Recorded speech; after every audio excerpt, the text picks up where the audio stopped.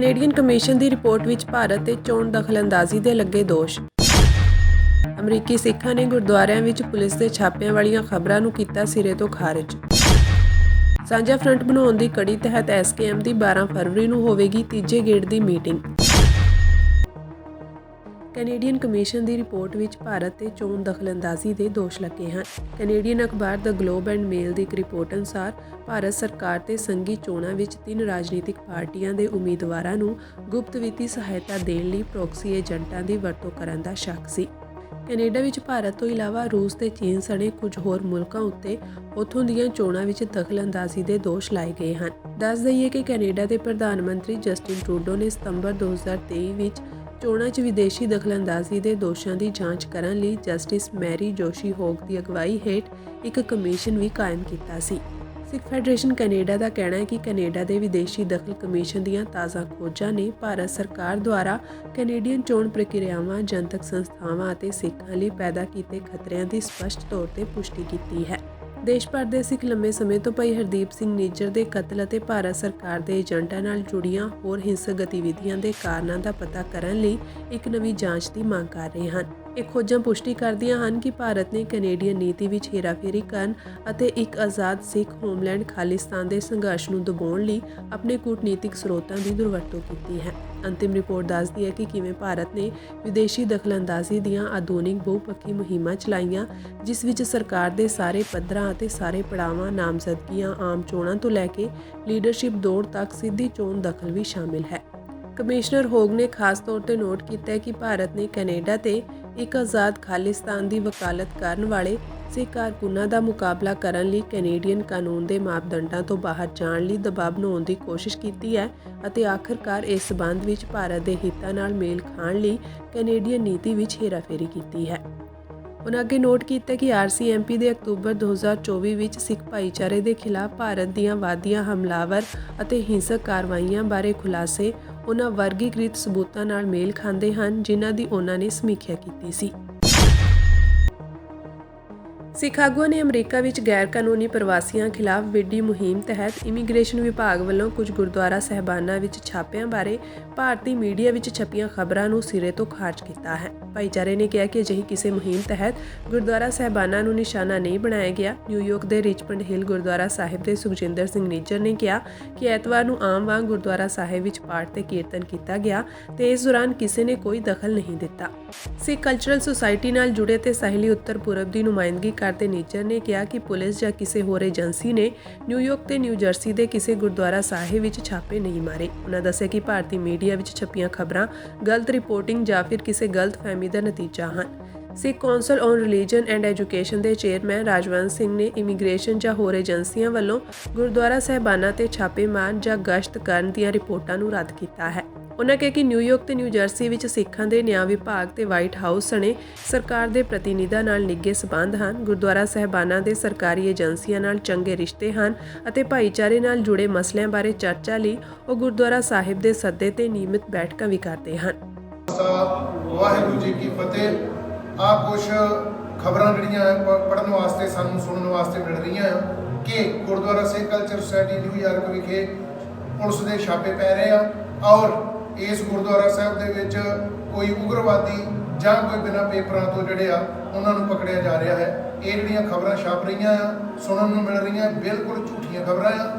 ਗੁਰਦੁਆਰਾ ਸਿੱਖ culture society ਦੇ ਵਿੱਚ ਕੋਈ ਵੀ ਨਾ ਐਸਾ ਕੋਈ ਬੰਦਾ ਉਗਰਵਾਦੀ, ਨਾ ਕੋਈ ਬਿਨਾਂ ਪੇਪਰਾਂ ਆਦਿਕਾਂ ਤੋਂ ਆ ਤੇ ਨਾ ਇੱਥੇ ਕੋਈ ਪੁਲਿਸ ਆਦਿਕ ਦਾ ਜਾਂ ਕਿਸੇ ਹੋਰ ਦਾ ਕੋਈ ਛਾਪਾ ਪਿਆ ਆ। ਇੱਥੇ ਚੜ੍ਹਦੀ ਕਲਾ ਨਾਲ ਸਾਰੀਆਂ ਸੰਗਤਾਂ ਗੁਰੂ ਸਾਹਿਬ ਦੇ ਦਰਸ਼ਨ ਦਿਦਾਰੇ ਕਰ ਰਹੀਆਂ। ਗੁਰਦੁਆਰਾ ਸਿੱਖ ਸੁਸਾਇਟੀ ਜੋ ਕਿ ਰਿਚਮੰਡ ਨਿਊਯਾਰਕ ਦਾ ਕੇਂਦਰੀ ਸਥਾਨ ਆ, ਇਹਦੇ ਬਾਰੇ ਜਿਹੜੇ ਇੰਡੀਆ ਵਾਲੇ ਮੀਡੀਆ ਵਾਲੇ ਆ ਉਹਨਾਂ ਨੇ ਬੜੀ ਗਲਤ ਖਬਰ ਪਾਈ ਆ ਕਿ ਆਈਸ ਵਾਲਿਆਂ ਨੇ ਜਿਹੜੀਆਂ ਗੁਰਦੁਆਰਾ ਸਾਹਿਬ ਦੇ ਨਿਊਯਾਰਕ ਦੇ ਵਿੱਚ ਸਾਰਿਆਂ ਦੇ ਨਿਊਜ਼ ਦੇਖੀਆਂ ਤੇ ਉੱਥੇ ਜਿਹੜੇ ਉਗਰਵਾਦੀ ਜਹਾਜ਼ ਤੇ ਰਹਿੰਦੇ ਨੇ ਜਿਹੜੇ ਬਿਨਾਂ ਪੇਪਰਾਂ ਤੋਂ ਉਹਨਾਂ ਨੂੰ ਫੜਿਆ। ਇਹ ਬਿਲਕੁਲ ਸਰਾਸਰ ਝੂਠ ਵਾ। ਅਸੀਂ ਇਸ ਚੀਜ਼ ਦੀ ਨਿਖੇਧੀ ਕਰਦੇ ਹਾਂ। ਗੁਰਦੁਆਰਾ ਸਿੱਖ ਸੁਸਾਇਟੀ 'ਚ ਇਹੋ ਜਿਹੀ ਕੋਈ ਸਿਚੁਏਸ਼ਨ ਨਹੀਂ ਹੈਗੀ। ਇੱਥੇ ਬਿਲਕੁਲ ਜਿਹੜੇ ਸਾਡੇ ਇੰਪਲਾਈ ਵੀ ਨੇ ਸਾਰੇ ਗ੍ਰੀਨ ਕਾਰਡ ਹੋਲਡਰ ਨੇ, ਨਾ ਕੋਈ ਕਿਸੇ ਵੀ ਨਿਊਯਾਰਕ ਨੂੰ ਕੋਈ ਵੀ ਰੇਡ ਨਹੀਂ ਹੋਈ। ਇਹ ਸਭ ਸਿੱਖ ਕਮਿਊਨਿਟੀ ਨੂੰ ਤੇ ਸਾਡੀ ਇੰਡੀਅਨ ਕਮਿਊਨਿਟੀ ਨੂੰ ਬਦਨਾਮ ਕਰਨ ਦੀ ਇੱਕ ਜਿਹੜੀ ਆ ਇਹ ਕੋਸ਼ਿਸ਼ ਕੀਤੀ ਜਾ ਰਹੀ ਆ। We just had a meeting with the management committee here at Sikh Culture Society, the oldest Gurudwara in the Northeast, And as mentioned before, the news that was circulating that there's ice raids here at the Gurdwara are absolutely false. The management committee is actually working with the local Sangha every single day, every single minute to make sure that the integrity of the Gurdwara is protected as well as the Sangha.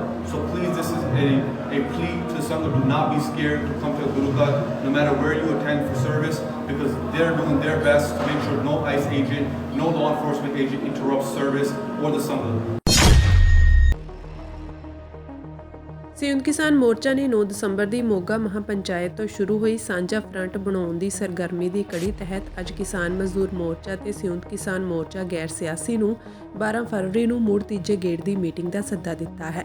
ਏਕੇ ਦੇ ਮਤੇ ਤੇ ਹੋਣ ਵਾਲੀ ਤੀਜੇ ਗੇੜ ਦੀ ਇਸ meeting ਸੰਬੰਧੀ SKM ਦੀ 6 memory ਤਾਲਮੇਲ ਕਮੇਟੀ ਨੇ ਇਹ ਰਸਮੀ ਸੱਦਾ ਭੇਜਿਆ ਹੈ। ਤਾਲਮੇਲ ਕਮੇਟੀ ਦੇ ਮੈਂਬਰ ਜੋਗਿੰਦਰ ਸਿੰਘ ਉਗਰਾਹਾ ਨੇ ਸੁਖਜੀਤ ਸਿੰਘ ਹਰਦੋ ਝੰਡੇ ਨੂੰ WhatsApp ਰਾਹੀਂ, ਜਦੋਂ ਕਿ ਕਮੇਟੀ ਦੇ ਇੱਕ ਹੋਰ ਮੈਂਬਰ ਰਮਿੰਦਰ ਪਟਿਆਲਾ ਨੇ ਸਰਵਣ ਸਿੰਘ ਪੰਧੇਰ ਨਾਲ ਰਾਬਤਾ ਸਾਧ ਕੇ ਮੀਟਿੰਗ ਦਾ ਸੱਦਾ ਦਿੱਤਾ ਹੈ।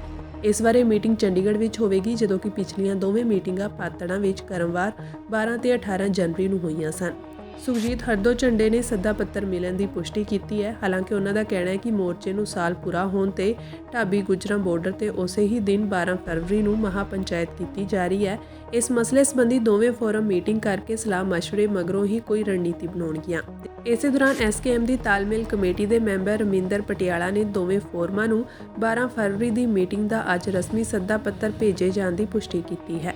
ਇਸੇ ਦੌਰਾਨ ਏਕਤਾ ਦੇ ਮੁੱਦੇ ਤੇ ਜਗਜੀਤ ਸਿੰਘ ਡੱਲੇਵਾਲ ਨੇ ਮੰਨਿਆ ਕਿ ਉਹਨਾਂ ਦਰਮਿਆਨ ਮਤਭੇਦ ਹਨ, ਪਰ ਤਾਲਮੇਲ ਦੇ ਰੂਪ ਵਿੱਚ ਵੀ ਲੜਾਈ ਲੜੀ ਜਾ ਸਕਦੀ ਹੈ। ਕਿਸਾਨ ਆਗੂ ਜਗਜੀਤ ਸਿੰਘ ਡੱਲੇਵਾਲ ਨੇ ਐਲਾਨ ਕੀਤਾ ਹੈ ਕਿ ਉਹ ਸਰਕਾਰ ਵੱਲੋਂ ਫਸਲਾਂ ਤੇ ਘੱਟੋ-ਘੱਟ ਸਮਰਥਨ ਮੁੱਲ ਦੀ ਕਾਨੂੰਨੀ ਗਰੰਟੀ ਸਮੇਤ ਕਿਸਾਨੀ ਮੰਗਾਂ ਮੰਨੇ ਜਾਣ ਤੱਕ ਭੁੱਖ ਹੜਤਾਲ ਜਾਰੀ ਰੱਖਣਗੇ।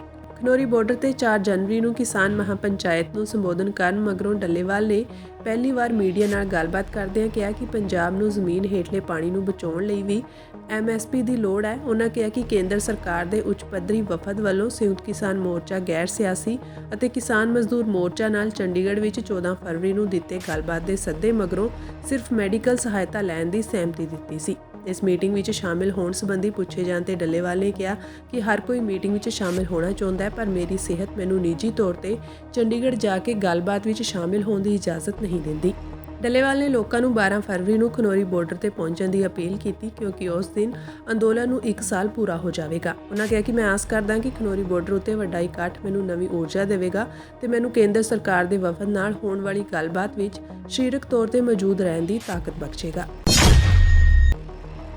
ਇੱਕ ਅਮਰੀਕੀ ਸਿੱਖ ਸੰਸਥਾ ਲਾਸ ਏਂਜਲਸ ਅਤੇ ਨੇੜਲੇ ਇਲਾਕਿਆਂ ਵਿੱਚ ਭਿਆਨਕ ਅੱਗ ਨਾਲ ਪ੍ਰਭਾਵਿਤ ਹਜ਼ਾਰਾਂ ਲੋਕਾਂ ਨੂੰ ਮੁਫਤ ਭੋਜਨ ਅਤੇ ਹੋਰ ਜ਼ਰੂਰੀ ਵਸਤਾਂ ਦੀ ਵੰਡ ਕਰਨ ਲਈ ਅੱਗੇ ਆਈ ਹੈ। ਸਿੱਖ ਧਰਮ ਦੇ ਬਾਨੀ ਸ਼੍ਰੀ ਗੁਰੂ ਨਾਨਕ ਦੇਵ ਜੀ ਦੇ ਜੀਵਨ ਅਤੇ ਸਿੱਖਿਆਵਾਂ ਤੋਂ ਪ੍ਰੇਰਿਤ ਸੰਸਥਾ ਲੈਟਸ ਸ਼ੇਅਰ ਏ ਮੀਲ ਦੇ ਓਂਕਾਰ ਸਿੰਘ ਨੇ ਕਿਹਾ ਕਿ ਵਲੰਟੀਅਰਸ ਦੀ ਟੀਮ ਉਹਨਾਂ ਲੋਕਾਂ ਨੂੰ ਜ਼ਰੂਰੀ ਚੀਜ਼ਾਂ ਵੰਡ ਰਹੀ ਹੈ ਜਿਨ੍ਹਾਂ ਦੇ ਘਰ ਸੜ ਗਏ ਸਨ। ਉਹਨਾਂ ਕਿਹਾ ਕਿ ਹਰ ਦਿਨ ਹਾਲਾਤ ਬਿਹਤਰ ਹੋ ਰਹੇ ਹਨ। ਉਹਨਾਂ ਦੱਸਿਆ ਕਿ 2 ਹਫ਼ਤੇ ਪਹਿਲਾਂ ਜਦੋਂ ਅੱਗ ਲੱਗੀ ਸੀ ਤਾਂ ਹਰ ਕੋਈ ਘਬਰਾਇਆ ਹੋਇਆ ਸੀ। ਨਿਊ ਜਰਸੀ ਸਥਿਤ ਕਾਰੋਬਾਰੀ ਨੇ ਕਿਹਾ ਕਿ ਜਿਨ੍ਹਾਂ ਲੋਕਾਂ ਦੇ ਘਰ ਸੜ ਗਏ ਹਨ ਉਹਨਾਂ ਨੂੰ ਸਹਾਇਤਾ ਦੀ ਤਾਂ ਲੋੜ ਹੈ, ਪਰ ਇਸ ਤੋਂ ਵੀ ਵੱਧ ਉਹਨਾਂ ਨੂੰ ਭਰੋਸਾ ਦਿਵਾਉਣ ਦੀ ਲੋੜ ਹੈ। ਉਹਨਾਂ ਕਿਹਾ ਕਿ ਸਾਡੇ ਵਲੰਟੀਅਰਸ ਨੇ ਉਹਨਾਂ ਨੂੰ ਹੌਸਲਾ ਦਿੱਤਾ ਹੈ ਕਿ ਪੂਰੀ ਦੁਨੀਆ ਉਹਨਾਂ ਦੇ ਨਾਲ ਹੈ। ਉਹਨਾਂ ਦੱਸਿਆ ਕਿ ਵਲੰਟੀਅਰਸ ਵੱਲੋਂ baby bike, baby diaper, baby food, pallets, popcorn, ਪਾਣੀ, ਟੂਥਪੇਸਟ, ਟੂਥਬ੍ਰਸ਼, ਜੂਸ ਤੇ ਹੋਰ ਸਮਾਨ ਵੰਡਿਆ ਜਾ ਰਿਹਾ ਹੈ। ਟੀਮ ਇਹਨਾਂ ਚੀਜ਼ਾਂ ਨੂੰ ਵੰਡਣ ਲਈ ਆਸਰਾ ਕਰ ਜਾਂਦੀ ਹੈ। ਉਹਨਾਂ ਇਹ ਵੀ ਦੱਸਿਆ ਕਿ ਇਸ ਅਗਨੀਕਾਂਡ ਨੇ ਕਈ ਅਮੀਰ ਤੇ ਹੋਰ ਖੁਸ਼ਹਾਲ ਲੋਕਾਂ ਦੇ ਘਰਾਂ ਨੂੰ ਤਾਂ ਨੁਕਸਾਨ ਪਹੁੰਚਾਇਆ ਹੀ ਹੈ, ਗਰੀਬ ਲੋਕ ਇਸ ਤੋਂ ਸਭ ਤੋਂ ਵੱਧ ਪ੍ਰਭਾਵਿਤ ਹੋਏ ਹਨ। ਉਹਨਾਂ ਕਿਹਾ ਕਿ ਕੁਝ ਲੋਕ ਅਜੇ ਵੀ ਪਨਾਹ ਦੀ ਭਾਲ ਕਰ ਰਹੇ ਹਨ। ਉਹਨਾਂ ਦੱਸਿਆ ਕਿ ਨਿਊ ਜਰਸੀ ਵਿੱਚ ਸਥਾਪਨਾ ਤੋਂ ਬਾਅਦ ਕਰੀਬ 12 ਸਾਲਾਂ ਦੌਰਾਨ ਲੈਟਸ ਸ਼ੇਅਰ ਏ ਮੀਲ ਨੇ 10 ਲੱਖ ਤੋਂ ਵੱਧ ਲੋਕਾਂ ਨੂੰ ਭੋਜਨ ਵੰਡਿਆ ਹੈ। ਭਾਖੜਾ ਬਿਆਸ ਮੈਨੇਜਮੈਂਟ ਬੋਰਡ ਅਤੇ ਪੰਜਾਬ ਸਰਕਾਰ ਦਰਮਿਆਨ BBMB ਵਿੱਚ ਸਕੱਤਰ ਦੀ ਨਿਯੁਕਤੀ ਨੂੰ ਲੈ ਕੇ ਪੇਚ ਫਸ ਗਿਆ ਹੈ। ਪੰਜਾਬ ਸਰਕਾਰ ਨੇ ਹਾਲੇ 2 ਦਿਨ ਪਹਿਲਾਂ ਹੀ ਹਰਿਆਣਾ ਵੱਲੋਂ BBMB ਵਿੱਚ ਚੁੱਪ-ਚਪੀਤੇ ਲਗਾਏ ਮੈਂਬਰ ਦੀ ਨਿਯੁਕਤੀ ਨੂੰ ਅਸਫਲ ਬਣਾਇਆ ਹੈ। ਹੁਣ BBMB ਨੇ ਪੰਜਾਬ ਸਰਕਾਰ ਵੱਲੋਂ BBMB ਵਿੱਚ ਲਗਾਏ ਨਵੇਂ ਸਕੱਤਰ ਦੀ ਨਿਯੁਕਤੀ ਨੂੰ ਨਿਯਮਾਂ ਦੇ ਹਵਾਲੇ ਨਾਲ ਖਾਰਜ ਕਰ ਦਿੱਤਾ ਹੈ। ਦੂਜੇ ਪਾਸੇ ਪੰਜਾਬ ਸਰਕਾਰ ਇਸ ਸਕੱਤਰ ਨੂੰ ਲਗਾਏ ਜਾਣ ਲਈ ਵਜੀਦ ਹੈ। ਅੱਜ ਨਵੇਂ ਸਕੱਤਰ BBMB ਦਫ਼ਤਰ ਵਿੱਚ ਹਾਜ਼ਰ ਵੀ ਹੋਏ, ਪਰ ਉਹਨਾਂ ਨੂੰ ਕੋਈ ਹੁੰਗਾਰਾ ਨਹੀਂ ਮਿਲਿਆ। ਚੇਤੇ ਰਹੇ ਕਿ ਜਦੋਂ ਹਰਿਆਣਾ ਸਰਕਾਰ ਨੇ BBMB ਵਿੱਚ ਮੁੱਖ ਇੰਜੀਨੀਅਰ ਰਾਕੇਸ਼ ਚੌਹਾਨ ਨੂੰ 23 ਜਨਵਰੀ ਨੂੰ ਬਤੌਰ ਮੈਂਬਰ ਲਾ ਦਿੱਤਾ ਸੀ ਤਾਂ ਉਦੋਂ ਹੀ ਪੰਜਾਬ ਦੇ ਜਲ ਸਰੋਤ ਵਿਭਾਗ ਦੇ ਪ੍ਰਮੁੱਖ ਸਕੱਤਰ ਕ੍ਰਿਸ਼ਨ ਕੁਮਾਰ ਨੇ ਹਰਿਆਣਾ ਦੀ ਕੋਸ਼ਿਸ਼ ਨਾਕਾਮ ਕਰਨ ਲਈ ਮੁੱਖ ਇੰਜੀਨੀਅਰ ਹਰਿੰਦਰਪਾਲ ਸਿੰਘ ਬੇਦੀ ਨੂੰ BBMB ਵਿੱਚ ਬਤੌਰ ਸਕੱਤਰ ਲਗਾਏ ਜਾਣ ਦੇ ਲਿਖਤੀ ਹੁਕਮ ਜਾਰੀ ਕਰ ਦਿੱਤੇ ਸਨ। ਇਸ ਦੇ ਨਤੀਜੇ ਵਜੋਂ ਹਰਿਆਣਾ ਨੂੰ ਆਪਣਾ ਫੈਸਲਾ ਵਾਪਸ ਲੈਣਾ ਪਿਆ ਸੀ। BBMB ਨੇ ਪਹਿਲਾਂ ਹਰਿਆਣਾ ਸਰਕਾਰ ਨੂੰ ਪੱਤਰ ਲਿਖ ਕੇ ਮੈਂਬਰ ਦੀ ਨਿਯੁਕਤੀ ਤੇ ਇਤਰਾਜ਼ ਖੜੇ ਕੀਤੇ ਸਨ। BBMB ਨੇ 24 ਜਨਵਰੀ ਨੂੰ ਪੰਜਾਬ ਦੇ ਜਲ ਸਰੋਤ ਵਿਭਾਗ ਨੂੰ ਪੱਤਰ ਲਿਖ ਕੇ ਨਿਯੁਕਤ ਕੀਤੇ ਗਏ ਨਵੇਂ ਸਕੱਤਰ ਦੀ ਨਿਯੁਕਤੀ ਨੂੰ ਪੰਜਾਬ ਪੁਨਰਗਠਨ ਐਕਟ 1966 ਦੀ ਧਾਰਾ 97 ਤਹਿਤ ਖਾਰਜ ਕਰ ਦਿੱਤਾ ਹੈ। ਪੱਤਰ ਵਿੱਚ ਸਕੱਤਰ ਦੇ ਕੰਮਾਂ ਆਦਿ ਤੋਂ ਵੀ ਜਾਣੂ ਕਰਵਾਇਆ ਗਿਆ ਹੈ। BBMB ਵਿੱਚ ਇਸ ਵੇਲੇ ਹਰਿਆਣਾ ਦੇ ਸਤੀਸ਼ ਸਿੰਗਲਾ ਬਤੌਰ ਸਕੱਤਰ ਤੈਨਾਤ ਹਨ, ਜਿਨ੍ਹਾਂ ਦਾ ਕਾਰਜਕਾਲ 28 ਫਰਵਰੀ 2025 ਨੂੰ ਖਤਮ ਹੋਣਾ ਹੈ। ਸਤੀਸ਼ ਸਿੰਗਲਾ ਦੀ ਸੇਵਾ ਮੁਕਤੀ 27 ਫਰਵਰੀ 2024 ਨੂੰ ਹੋ ਗਈ ਸੀ, ਪਰ ਹਰਿਆਣਾ ਸਰਕਾਰ ਨੇ ਉਹਨਾਂ ਨੂੰ 28 ਫਰਵਰੀ 2025 ਤੱਕ ਦੀ ਐਕਸਟੈਂਸ਼ਨ ਦੇ ਦਿੱਤੀ ਸੀ। ਪੰਜਾਬ ਸਰਕਾਰ ਨੇ 1 ਮਾਰਚ ਤੋਂ ਆਪਣੇ ਸਕੱਤਰ ਦੀ ਨਿਯੁਕਤੀ ਕੀਤੀ ਹੈ, ਜਿਸ ਤੇ BBMB ਨੇ ਇਤਰਾਜ਼ ਖੜੇ ਕੀਤੇ ਹਨ। ਅੱਜ ਸਵੇਰੇ ਮੋਨੀ ਮੱਸਿਆ ਦੇ ਅੰਮ੍ਰਿਤ ਇਸ਼ਨਾਨ ਮਹਾਕੁੰਭ ਦੀ ਸਭ ਤੋਂ ਮਹੱਤਵਪੂਰਨ ਰਸਮ ਤੋਂ ਪਹਿਲਾਂ ਇੱਕ ਭਗਦੜ ਮਚਣ ਦੇ ਕਾਰਨ ਹਫੜਾ ਦਫੜੀ ਵਾਲਾ ਮਾਹੌਲ ਬਣ ਗਿਆ।